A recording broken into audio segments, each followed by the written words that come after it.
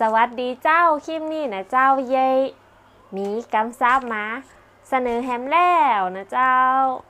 กำนั่นจะเป็นอะไรยังกลับไปฟังกันเนาะ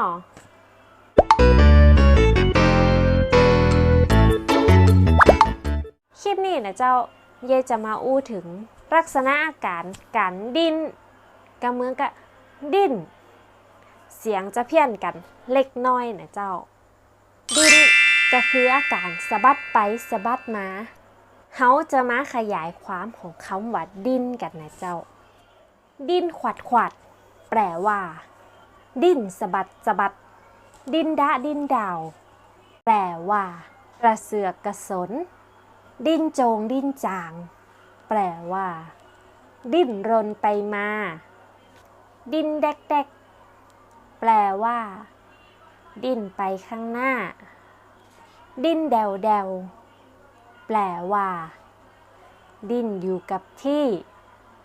อันนี้คือลักษณะการดิ้นนะเจ้าเวลาเฮาอู้แล้วก็จะเห็นภาพเลยว่าดิ้นแต่ละอย่างมีลักษณะเป็นจะใดนะเจ้าแล้วมีแหมกำหนึ่งแถมฮื้อนะเจ้าถ้าเฮาดิ้นแล้วเฮาก็จะดึงแปลว่านิ่งเงียบเดี๋ยวเราลองมาทบทวนกันแถมรอบนึงนะเจ้าดิ้นขวัดขวาดดิ้นดะดิ้นดาวดิ้นโจงดิ้นจางดิ้นแดกแดกดิ้นแดวแดวดึงกระลองฝึกอูฝึกใจนะเจ้าแล้วฟังเยอะๆฟังนักๆนะเจ้าไข่มีกำไหนอยากฮู้หรือจะฮื้อเย่แปะกำซับกำใด